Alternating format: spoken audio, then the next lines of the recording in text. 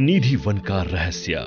दोस्तों, मथुरा में मौजूद निधि वन हिंदू श्रद्धालुओं के लिए एक बहुत ही पवित्र जगह है, क्योंकि पौराणिक कथाओं के मुताबिक इस जगह पर भगवान श्री कृष्ण अपनी गोपियों के साथ रास रचाया करते थे। लेकिन ये जगह जितनी ज्यादा पवित्र है, उससे कहीं ज्यादा रहस्यमय भी है, क्योंकि मान्यताओं के अनुसार आज भी इस वन में ऐसी बहुत सी रहस्यमय चीजें होती हैं जो किसी को भी हैरान कर सकती है। तो चलिए जानते हैं निधि वन से जुड़े कुछ ऐसे ही रहस्यों के बारे में। भारत को भक्ति और चमत्कारों की धरती कहा जाता है। यहाँ पर भगवान को अलग अलग रूप में पूजा जाता है, लेकिन फिर भी सबकी आस्था का स्रोत एक ही है। यहाँ पर ऐसी कई जगह हैं जहाँ पर आप भगवान का चमत्कार देख सकते हैं, लेकिन एक ऐसी जगह भी यहाँ पर मौजूद है जहाँ पर भगवान का चमत्कार आंखों से देखा जा सकता है, लेकिन उसे बयां कोई नहीं कर सकता, क्योंकि इसे देखने के बाद या तो इंसान पागल हो जाता है या किसी कारणवश उसकी मृत्यु हो जाती है। ये जगह है निधि वन, और कहते हैं यहाँ पर श्री कृष्ण स्वयं आकर लीला करते हैं। आज हम आपको निधि वन का वो सच बताएंगे जो शास्त्रों में बताया गया है। और क्या सच में यहाँ पर श्री कृष्ण आते हैं? इस वीडियो में आपको इसकी पूरी जानकारी मिलेगी, जो आपको कहीं और नहीं मिलेगी। वृंदावन यमुना नदी के किनारे पर स्थित है निधि वन, जिसे चारों तरफ से संरक्षित करके रखा गया है। ये कई एकड़ में बना एक अनूठा वन है। अगर आप यहाँ पर आकर देखेंगे तो आप यहाँ लगे पेड़ पौधों के आकार को देखकर हैरान हो जाएंगे। यहाँ पर लगा कोई भी पेड़ सीधा नहीं है, हर पेड़ का तना एक दूसरे में जुड़ा हुआ है। इस वन में आपको कई तरह के जीव जंतु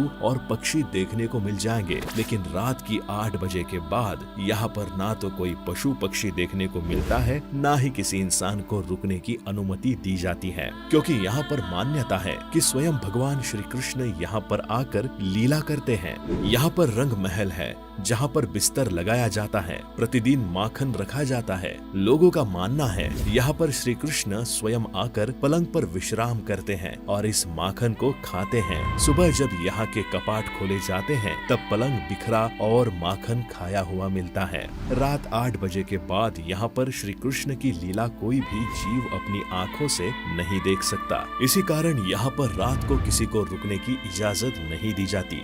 यहाँ पर छिपकर रात रुकने की कोशिश कई लोगों ने की है, लेकिन कोई भी इसे बता नहीं पाया। या तो वो पागल हो गया, या किसी कारणवश उसकी आंखें खराब हो गई, या वो बोलने लायक ना रहा। इसी कारण लोगों का मानना है कि श्री कृष्ण की लीला को देखने की शक्ति किसी के पास नहीं होती। तो क्या सच में निधि वन में स्वयं श्री कृष्ण आते हैं? इसका जवाब हमें दुनिया के अलग अलग कोनों से लेकर अपने शास्त्रों में मिलेगा। पोलैंड में एक कस्बा मौजूद है जिसका नाम है ग्रेफिनो। यहाँ पर आप पेड़ों की बनावट देखेंगे तो हैरान हो जाएंगे। ये हर पेड़ अपने आप मुड़ा हुआ है, इसी कारण इसे ग्रुप फॉरेस्ट भी कहा जाता है। इसके मोड़ने का कारण किसी को नहीं पता, लेकिन एक संयोग इस जंगल में रात के समय कोई नहीं रुकता। लोगों का मानना है यहाँ रात को अजीब सी मदहोशी होने लगती है। इसी तरह रूस में एक जंगल है जिसे डांसिंग फॉरेस्ट कहा जाता है, क्योंकि यहाँ पर लगे पेड़ पौधे बड़े ही रहस्यमय तरीके से मुड़े हुए हैं। इसे भी डरावना जंगल कहा जाता है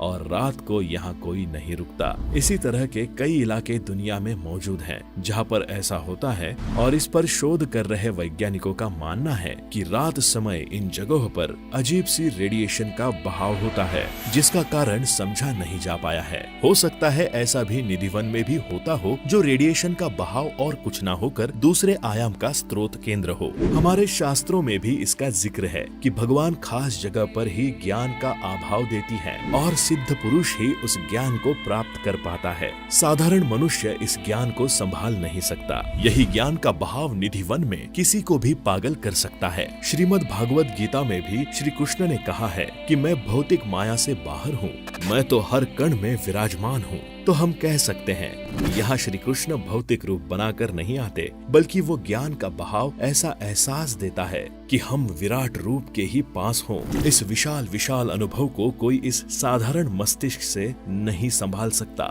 यही निधि वन का वह तार्किक सच है जो धरती के अलग अलग भागों पर भी मौजूद है। इसी कारण निधि वन में पेड़ पौधों को हाथ नहीं लगाया जाता। श्री कृष्ण की लीला तो अनंत आयाम है, जिसके अंश का आभास यहाँ आता है, और हम इस तरह के नहीं हैं जो इसके आभास को महसूस कर सके और इसे समझ सके।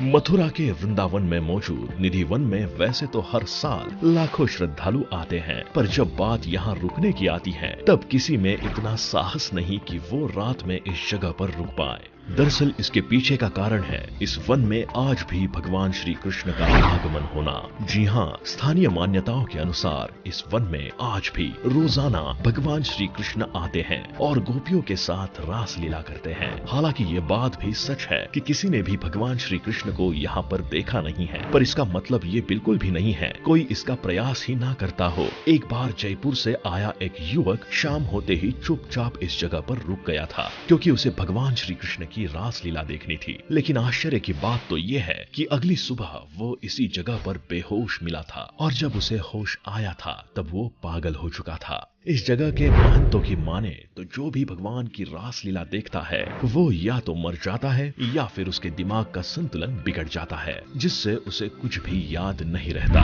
खैर, ये नियम सिर्फ इंसानों पर लागू नहीं है, बल्कि जानवरों और कीड़ों के साथ साथ पक्षियों के साथ भी ऐसा ही होता है। और शायद यही कारण है कि शाम होते ही निधि वन में रहने वाले जानवर, पक्षी और कीड़े तक निधि वन को छोड़ देते हैं, क्योंकि उन्हें भी पता होता है कि रात का समय भगवान के आगमन का समय है और वो अपनी रास लीला में किसी का खलल नहीं चाहते। दोस्तों, जब भी शाम होती है तब यहाँ के महंत द्वारा भगवान श्री कृष्ण के आगमन की पूरी तैयारी की जाती है, जिसके लिए न सिर्फ उनके बिस्तर सजाए जाते हैं बल्कि उनके लिए एक लोटे में पानी, एक सूखी दातून और खाने के लिए पान रखा जाता है। लेकिन आपको जानकर हैरानी होगी कि शाम को इस पूरे प्रांगण के पट बंद होने के बाद जब सुबह से उन्हें खोला जाता है तब यहाँ रखे लोटे का पानी खाली होता है, साथ ही भगवान के लिए रखी दातून गीली होती है और तो और जो बिस्तर भगवान के लिए लगाए गए थे वो भी बिगड़ जाते हैं और पान भी ऐसा लगता है जैसे किसी ने उसको चबा कर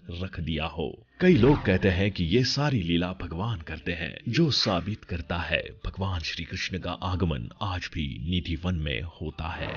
अब अगर आपको लगता है कि निधि वन सिर्फ श्री कृष्ण की वजह से ही फेमस है तो ऐसा नहीं है, क्योंकि निधि वन को भगवान श्री कृष्ण के साथ साथ यहाँ मौजूद पेड़ भी फेमस बनाते हैं, जो कि भारत समेत दुनिया के ज्यादातर जंगलों में उगने वाले पेड़ों से बहुत ही ज्यादा अलग है। दरअसल जिस तरह दुनिया के हर पेड़ की शाखाएं ऊपर की तरफ बढ़ती हैं, तो वही निधि वन के पेड़ों के साथ ऐसा नहीं है, क्योंकि इसकी शाखाएं ऊपर से नीचे की तरफ बढ़ती हैं, जो कि हर किसी के लिए एक रहस्य बनी हुई है। आज तक कोई नहीं जानता कि आखिर ये पेड़ इस तरह से क्यों बढ़ते हैं, और तो और वैज्ञानिकों के पास भी इसका कोई जवाब नहीं है।